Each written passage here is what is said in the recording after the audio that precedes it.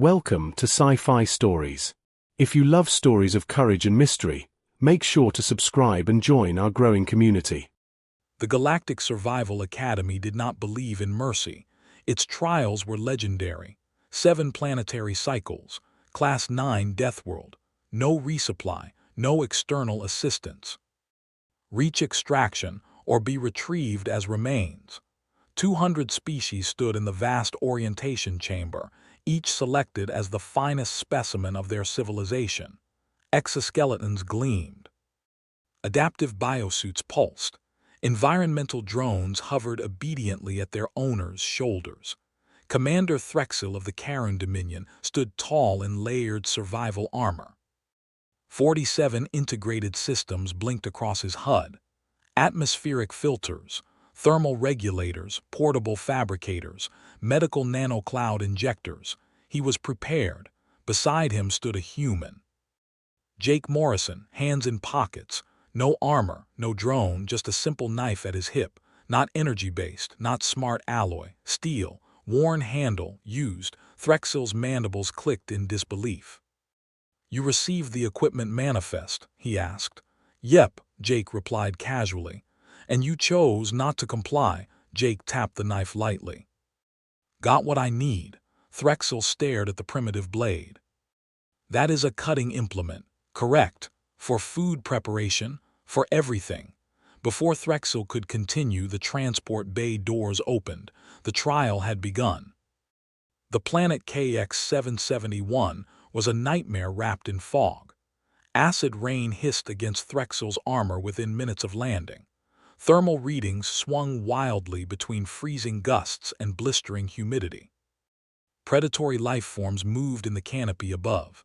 His systems activated automatically. Shelter drone deployed. Perimeter scan active. Ration synthesizer online. Protocol was clear. Survive by system management. Somewhere in the jungle, Jake walked. No shelter drone, no environmental scan, just observation. By the end of Cycle 2, distress beacons echoed across the Academy monitoring channel. 14 candidates eliminated by toxic fauna, 9 by equipment malfunction, 3 by dehydration when their purification units failed.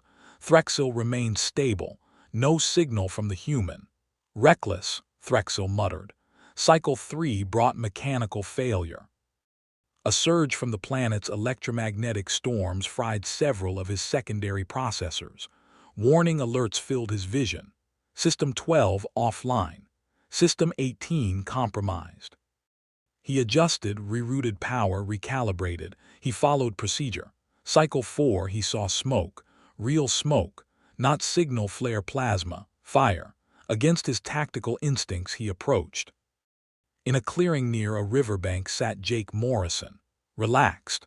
A crude shelter stood behind him, woven from local vegetation and sealed with hardened tree resin. A fire pit burned steadily.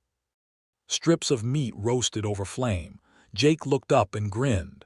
"Hey, Commander, hungry?" Threxel's sensors scanned the area. Handmade traps constructed from bent saplings. Water filtration layered through sand, charcoal, and stone. Improvised spear resting against a tree. "You constructed all this?" Threxel asked. Jake shrugged. "Yeah." "Pretty standard stuff. You have no fabricator." "Nope. No purifier. Rivers upstream from the toxic bloom, boil it anyway." "You hunted without energy weapons." Jake lifted the spear. "Sharp stick works fine." Threxel stared at him. "You rely on primitive tools." Jake shook his head. "I rely on knowledge." He tapped his temple. "Technology's great, love it, but if it breaks, you'd better know what your ancestors knew." Threxel looked down at his armor. 29 systems still operational, 18 compromised. If the rest failed, he had no idea how to build a shelter from scratch.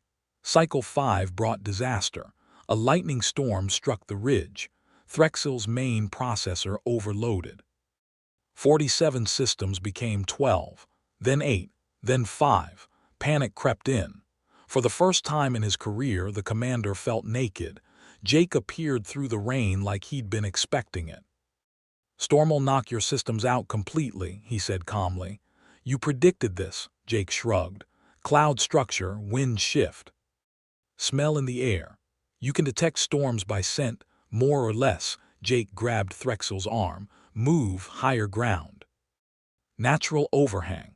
They relocated to a rocky shelf Jake had identified earlier. The human reinforced the area with fallen branches and layered foliage. Why assist me? Threxel asked. Because we both pass if we make extraction, Jake replied.